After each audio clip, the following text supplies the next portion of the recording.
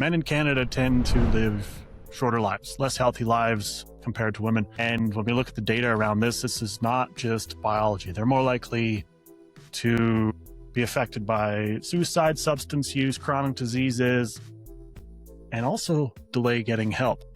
So in this episode, what we want to unpack is how this is affecting Canadians in particular, talking about Canada's new men and boys health strategy. We also have an interesting story around Jelly Roll, whose massive transformation is a really good example of how supports community and rethinking masculinity can help change men's health trajectories. So I'm really looking forward to this conversation. Fellas, I hope that you are as well.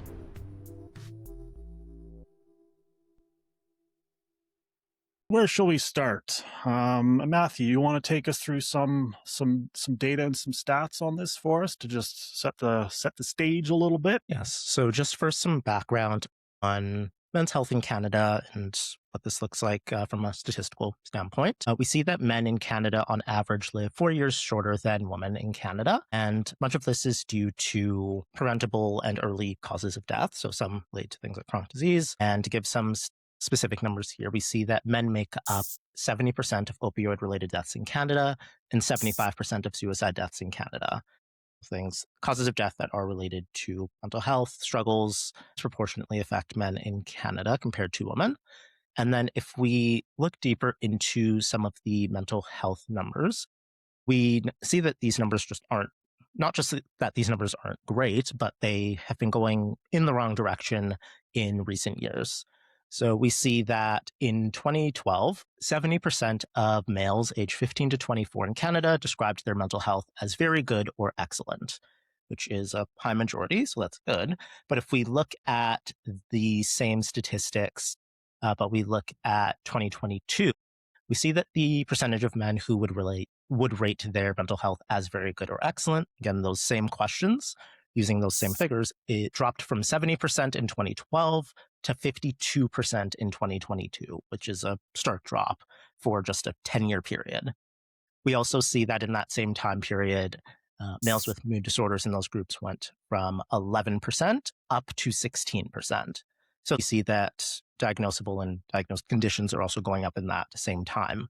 We also see rates of anxiety going up from 4% to 10% in that same time frame. And some of those numbers may seem smaller, but we need to consider like those starting numbers, like the 4 and the 11% are not very big, but 4 to 10%, that's a 2.5 times increase in that amount of time, and it's only 10 years. So we have seen recently these numbers, unfortunately, going in the wrong direction in multiple different areas of health. Those are major changes in that period of time, I feel. I mean, 2012, if I think about the difference between 2012 and 2022, there's quite a bit of a difference between that. I mean, 2022 is just after COVID just kind of at the tail end / at the end of it / just finished. I can't remember. That seems like forever ago. But still, I don't think that would even be it would be a contributing factor, but it wouldn't be something that completely explains such a change, I don't think. So quite a stark difference in a short period of time. And recognizing these concerning trends, the government is developing this strategy with a focus on improving health outcomes for males in physical, mental, and social well-being. The strategy would like to create a supportive and safe environment that does things like challenge harmful stereotypes, reduce stigma, and encourage men and boys of all ages to seek help when they need it. Males are less likely to seek help for health challenges, whether it be physical health challenges or mental health challenges, either at all or at a later time. And this can lead to worse health outcomes in really all of the areas that we've mentioned here.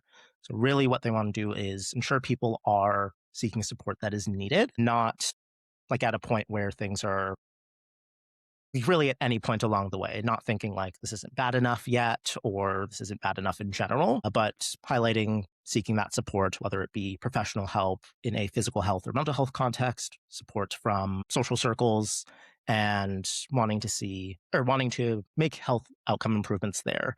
And it recognizes that improving the health of men and boys in Canada is a shared effort. So this isn't just one person doing this all for themselves or by themselves. It is a shared effort, whether that be someone's closer social circle. In this case, it is government policy. So looking at more of a national strategy towards things. I think the first step is just recognizing that some of these factors lead to poorer health outcomes. It is a complex thing, and it is something that starts early, affects all demographics in different ages, and kind of that overarching goal there. So we have slightly less of a life expectancy. We have areas where men tend to do worse in terms of health outcomes and have an increased risk in various ways. We talked about substance use, opioid related deaths, worsening of people that are suffering from mood disorders, anxiety, rating mental health. Yet they're also waiting longer to seek help for these types of things. What explains that? So we have, on the one hand, outcomes are worse in these areas, yet we have, let's delay help or delay seeking help in some way, shape, or form. What would lead to these? Because clearly it's like, okay, we got an issue. Maybe we should address these issues. Yet delaying or not addressing issues for Canadian men. Why would they delay or stop or not want to, or to use the analogy or a phrase that I really dislike, but it's very relevant, of just sweeping it under the rug? Yeah, I think, Brad, that's a really great question. We can kind of get to, I feel like maybe there's not one answer, right? It's usually multifactorial. I think, but some of it could come back to that. I thought you were going to say a different phrase there a second ago. The one thing I thought you were going to say is, oh, the whole man up kind of thing, right? Kind of Yeah, talks like, well, get yeah. back to, like, yeah, man up. Don't be such a wussy, so to speak, right? Or toughen up, stuff like that. It really kind of seems to be this social pressure, this idea of what a man is, right? This masculinity, and it's like, oh, you man up, you just shoulder it and essentially, like, say, sweep it under the rug or stuff it down. It'll take care of itself, go away, which is not necessarily the greatest coping strategy, right? It's, I'm sure, one of these things that's contributing to poorer outcomes. Uh, And Matthew, you had said a few things before in regards to, like, the decline in mental health from 2012 to 2022 in that age group of 15 to 24-year-olds. I'd be curious to see what it says for people that are just younger than that as well, because, as we were at the tail end of COVID there, we had a lockdown, people were online for a long time, missing a lot of that socialization that we get from being in school and stuff like that, and then you kind of look at this other thing. Another thing that's kind of happening is the rise in social media and different social media platforms like TikTok, Instagram.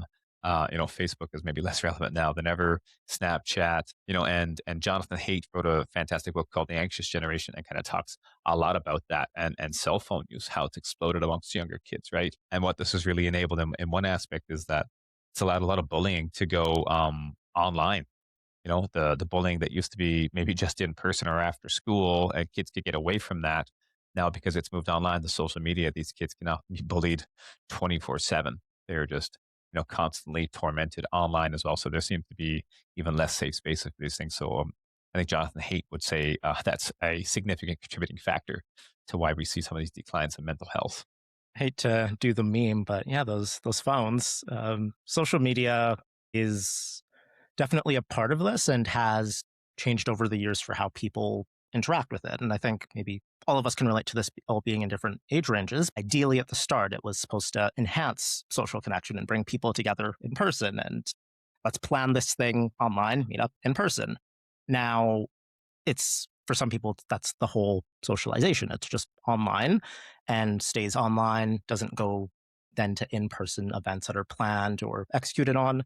It's just the socialization in itself. And sometimes that is with people, for some people, it's people they have never actually met in person and haven't actually been able to have as strong of a bond or as strong as interactions with in person. And some of these online communities, again, depending which ones, can also lead down a path of maybe reinforcing some of these types of behaviors that we see are related to negative health outcomes or reinforcing negative thought patterns. There are even online communities like that where it's, I guess, intended to be or look like support, It kind of reinforces these things that are worsening these health outcomes. So social media is certainly an aspect, and the way that we interact with it has changed over the years. And in these younger groups that are surveyed here, it seems to be going in the wrong direction over time. Yeah, I don't really think it's a surprise in many respects that some of these numbers are the way that they are, given the rise in some of the popularity of different platforms. And I mean, heck, like when you think about the ways that people access support, not to say that on accessing support online and building communities online is a bad thing. It's a good thing. It can be a good thing. But at the same time, we got to recognize that it's probably a little bit easier to have a Trojan horse of sorts or a bait and switch of exploiting the vulnerabilities of, I mean, heck, not just men, but all humans that are looking for solutions for something, that are in a vulnerable place in some way, shape, or form, and try and build or access or be a part of a community and ended up being something completely different. I mean, we've done podcast episodes about a variety of different things in that way. And it's, one can definitely say, yeah, you can get into those types of scenarios in person for sure, but it's a little bit easier to probably gauge, I would imagine, and also a little bit easier to say, nah, I don't want to go there, because you just, don't walk in the door of wherever you're going. Instead of it's online, and even the sneakiest of ways. Like one thing that I thought of that is really popular right now, especially if you're into sports, is gambling. Like, and it's so like you don't even think about it as gambling. It's like online betting platforms. Like, and I was watching a hockey game last night, and even scrolling through the app that I look at for like the stats is every time you open it, betting ad. And then every few minutes when they do a TV break, there's probably a betting or gambling ad there. It's so low key. It doesn't even feel like you're not walking into a casino yanking the arm on the slot machine. You're just sitting in front of your TV or in front of your phone. It's not the same, but it's kind of the same. But it doesn't seem like.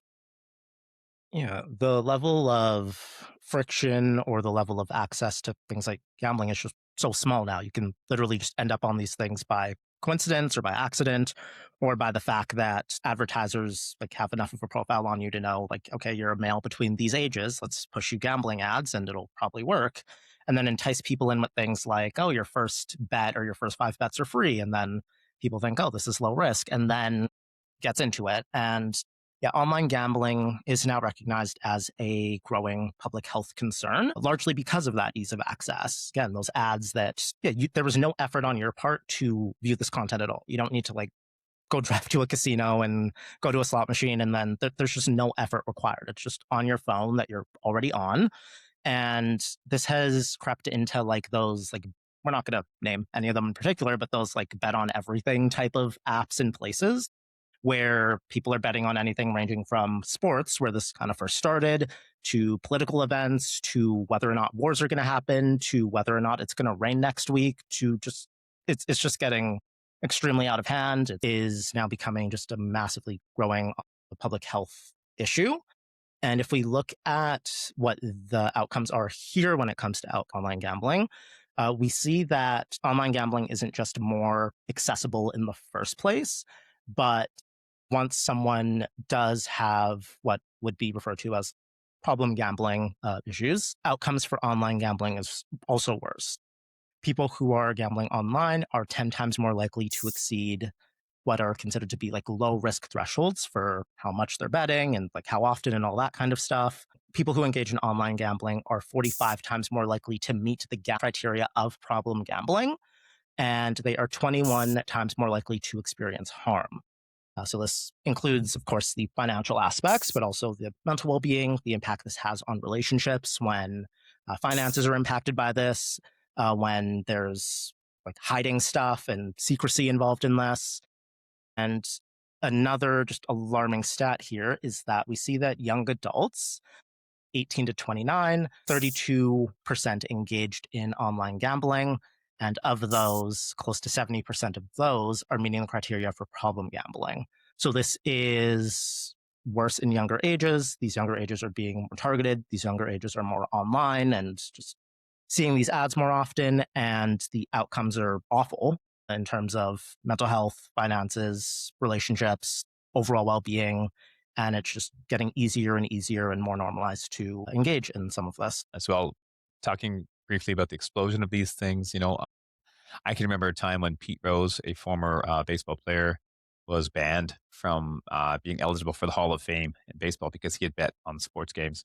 And now you kind of come to the modern day, and all four major sports professional leagues in North America have official, partnerships with different betting platforms. So it's really interesting how things have, you know, progressed. These things are pervasive. They're across all of our major sports leagues here in North America. They all have a financial incentive to serve you these ads as well and get you into their platforms. I think a lot of them are seeing some declining viewership, at least in the NBA, to my knowledge. And this is another revenue source for them to try and increase engagement with the sport, because nothing says excitement more like betting on the first half of a game. And in regards to some of these betting things I've seen in people that I know, they load up their account and you come in and they're not making large wagers, right? They're not making $20 bets here and there. They have a pool and they're making 30-cent bets. They're making 5-cent bets, 10-cent bets, which is not a lot in the singular. But when you aggregate this out and how it's reinforcing this behavior, it's like you can see that this money is just going. They're losing, these small micro bets, but it's normalizing the betting on all of these different things, right? These different behaviors, and then it's kind of just spiraling into a larger issue and contributing to the broader problem at large. Yeah. And I myself don't watch a lot of sports regularly, but if I were someone that did, I think I'd be kind of sad about this when we now have strong evidence that even players themselves are like betting on certain things happening and then rigging their own games. And some are involved in just illegal gambling schemes in their own leagues. There's an NBA player who pled guilty to doing some of this stuff, I think literally yesterday or this morning. So it's, yeah, just getting it's getting everywhere. It's something that it doesn't seem like a major impact, but when you take the time to dig into it and think about it for yourself, which is, I feel like some element to this strategy is to reflect and ponder how it's affecting you, because it might not even seem like something that's affecting you. But that point that you just mentioned, Matthew, I don't engage in any of those things. I see the ads. I don't do anything with it.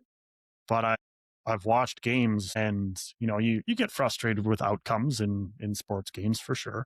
And the thought or question crosses my mind. I'm like, I wonder if that's affecting people's judgment. If they have a bet or something going on there. And of course, nothing that I can ever prove or refute, but it crosses your mind, and then it affects the experience. And then I would imagine that's the same, similar for a lot of other people. So even though I'm not doing it myself, it's affecting my experience, my enjoyment, etc. And I mean, there's maybe downstream effects of that, maybe not, but yeah, it's a weird world Yeah. we live in right now. Negative impact on the enjoyment, negative impact on the well-being of players, because some of them get harassed from this stuff. Like, you made me lose this money and so on, and impacts them too. Now, Mike, you brought the story of Jelly Roll's transformation to us somewhat recently, and we thought it would be a good story to talk about in this episode related to men's health. Can you walk us through a little bit around, for those that haven't looked into this story, what Jelly Roll went through, and give us some points as to why we're talking about that story in this episode? Yeah, absolutely. So I had seen this video around Christmas time. It was called "A Year for a Life." It kind of came up on YouTube, and it was a YouTube video, short little mini doc, about 20 minutes or so, with Jelly Roll and Men's Health, or Men's Health magazine. And so I guess, for those who don't know, Jelly Roll is this huge country musician. I had only briefly kind of known about him a little bit before this, actually. Wasn't really in my music listening and stuff like that. I had friends who were huge fans and had actually gone to see his shows before, but I wasn't familiar with his music or who he was.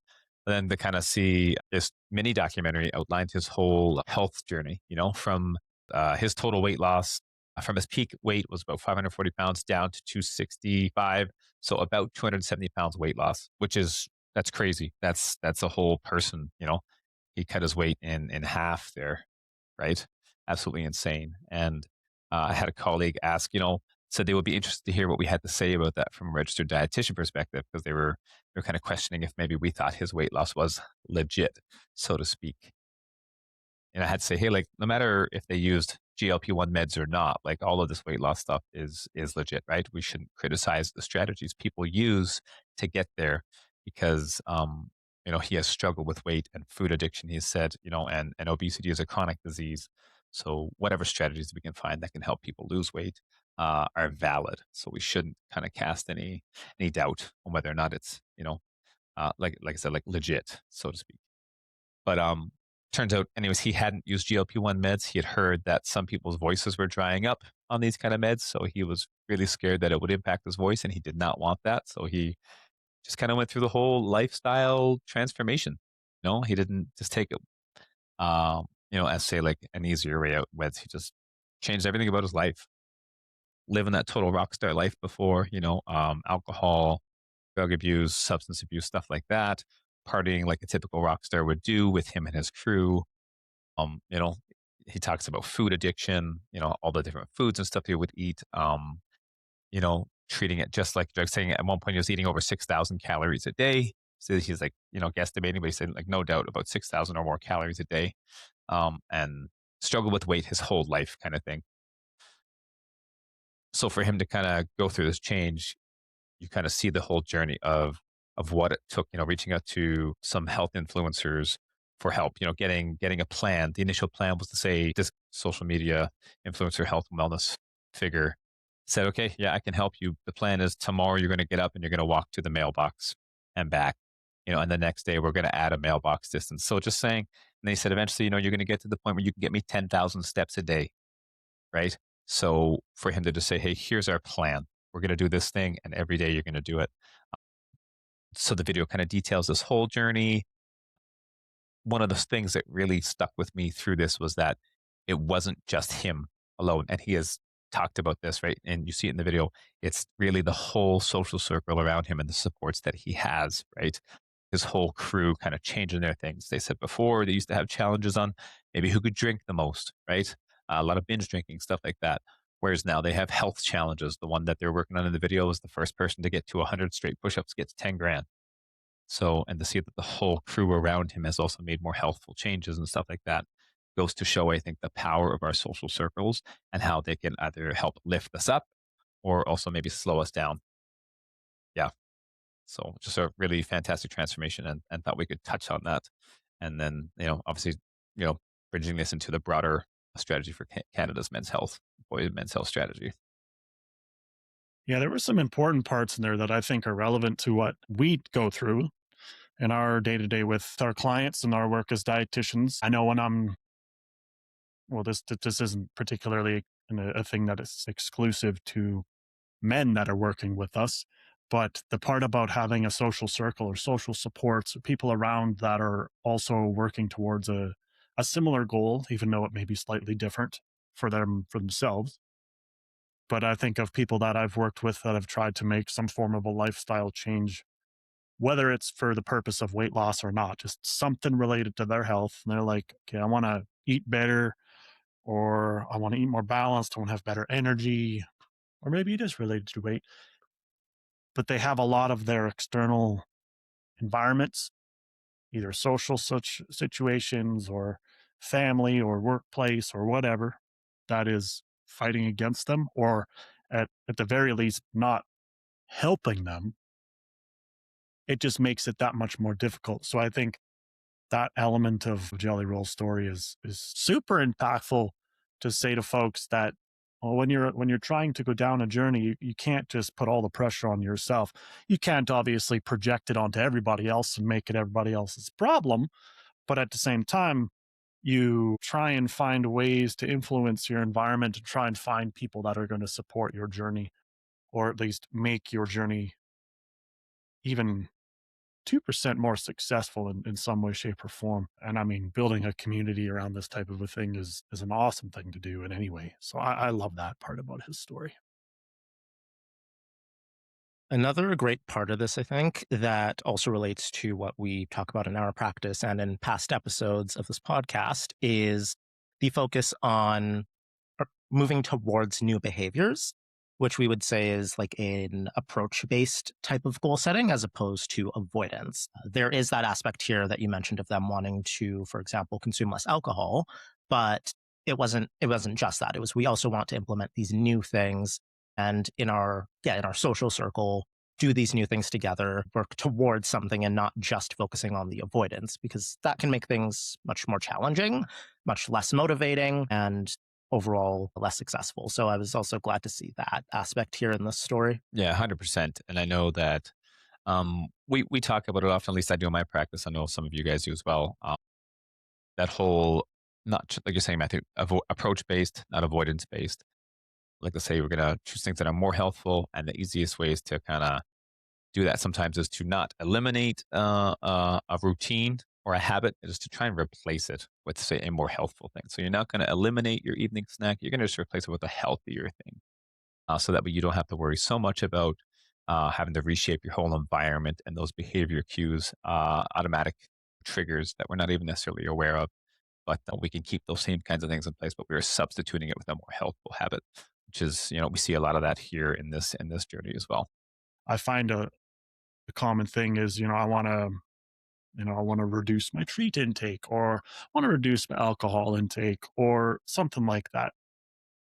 And then if there's nothing there that's providing an additional stimulus that that thing was doing, because there's usually a reason why people are doing things. And if it's just remove and then just hope everything falls into place, there was a substitution of sorts that happened, which is a good example of how to handle those things. Yeah. So some of the things, like he had previously gone through rehab for his alcohol and substance abuse, and then at one point, he said he realized food was an addiction for him as well, and he recognized these same kind of behaviors of using food like he used to with alcohol and drugs. They also said once they got clean from alcohol and drugs, that the food intake had shot up. Like he said, maybe even double the intake. So he started to realize at one point that food addiction was a challenge for him as well, and so he went back to rehab. The same people that helped him get off of alcohol and substances, drug use, to help him treat this food addiction as the way he saw it as well, as it really was an addiction for him to use it as a coping mechanism. So he went back to rehab to get help with that, which I thought was super interesting. And some of the things they had changed, yeah, absolutely incorporating, exercise and stuff, other activities, incorporating exercise together. So you see them playing a lot of basketball together on courts, especially as they're touring around the world in a big crew, the big music group, as well as some of his friends and stuff. They're all traveling around the world doing shows, doing over 100 shows a year at one point in time. So that's like, 33% of your life you're on the road, not at your home base, and you're in a new environment all the time. So the easier decisions are maybe not always the most healthful decisions, but to see them make that concerted effort to really make more healthful changes. He hired a nutritionist, chef and nutritionist, right? So initially, it was like hiding a whole bunch of vegetables and stuff in sauces and stuff in his foods. So, some of that stuff's really hard, right? We're not going to say everybody can afford to hire their own personal chef and stuff and take them with them wherever they go, but it's kind of show the same kind of strategies. A lot of times it's simple, but that doesn't mean it's easy. Kind of said that before in other podcasts and stuff. But yeah, just changing the types of foods they was eating, finding ways to make more healthful recipes, hiding vegetables and stuff in sauces and stuff, and still being able to make, these things delicious, but having a more healthful choice as well. So those are some of the substitutions that they made, sliding in to replace things and not just outright avoid things altogether. There were some aspects of his story that are clearly relevant to the strategy in Canada. So what can people do to actually, instead of just actually look at the strategy and see what it's all about, is there something that they can actually do to support this strategy or help push the strategy forward or contribute to it in any way? Yes. So the government of Canada has put out a questionnaire to help shape the Canada Men and Boys Health Strategy. They are looking for responses to be complete by June 1st. And the questions relate to really thinking about yourself, others in your life who are maybe experiencing certain challenges that are disproportionate towards men and boys. So it'll ask questions about things like some of it can be like more gendered stereotypes, thoughts on traditional masculinity. Some of it is on what you feel to be some of the major problems impacting men and boys in Canada. Some of it is what you'd think or what you view some potential effective approaches or strategies are, or things that you would like to see done, the role of community leaders, and also considering things like different life stages that may require different types of support. So there's a lot of questions that are there. You don't have to do all of them, but if you read some of it and some of the questions do speak to you or something that you care about, then we strongly encourage you to complete this and submit your answers by June 1st. If you are someone that is either impacted by any of these issues or cares about them or know someone who is impacted by some of these issues, then this is a great opportunity to have your voice heard and to influence public policy that hopefully does address some of these problems. One thing that I often think about with policies like this or strategies or initiatives is, and it's such a large issue that encompasses so many different things. What do we do now? How can I help?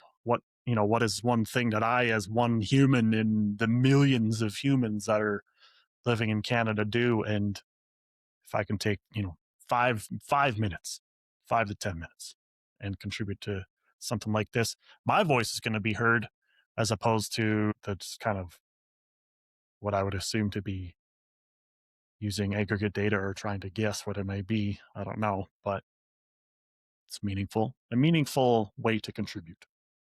Yes.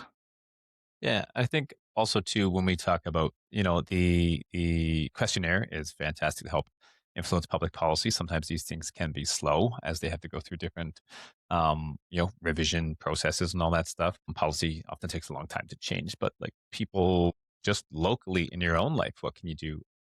Reach out to your friends, say hi. Really try and discuss more of some mental health challenges that you've been having, or if you know a friend has been struggling, offer to lend an ear to them. Doesn't necessarily mean that you need to have a solution.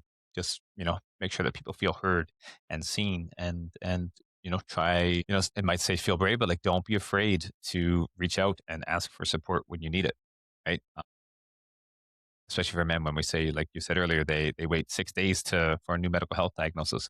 That's is way too long. So reach out to your friends, reach out to your family, check in with them, see how they're doing. Just support each other. Policy is great, can be a great population-wide tool, but we also need to, focus on our social circles as well and our local groups to help them survive and thrive as well.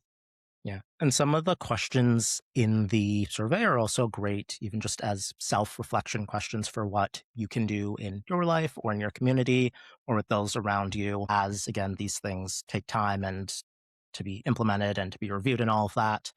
Also allows you to just be reflective and see what you can do now in your own community. I love these types of things, guiding people with something that they can do, as opposed to just being like, hey, we're going to work on a strategy and just wait and see what happens. We'll let you know what happens. There's actually something that we can do, which is great. And I know sometimes it can be difficult for having these types of conversations. So prompts can help, ways to lead in the conversation around it can help, because if those that are, not used to having these types of conversations or not comfortable having them, having some not script, but examples can be helpful. Okay, well, fellas, I really enjoyed this conversation. I hope there was something that you watching or listening got from it. If there's any actionable thing that you can take from it, we have at least shortly after this episode is released a questionnaire that you can complete. I'm sure the link will be available somewhere for you to easily access. But if there's anything that we can take from this episode, there's a lot of factors at play, a lot of the numbers that don't necessarily seem like they're great. In some ways, that's because they're not great. But there's one step that you can take forward after today's episode, then one step is better than no steps.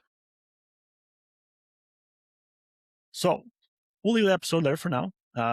If you haven't checked out our other episodes, we've had similar types of conversations about these things before. Be sure to check those out. Links will be around for those, I'm sure, somewhere, either above or in the description box. Be sure to check those out. But for now, we'll say thank you so much for watching and listening, and we'll see you very soon.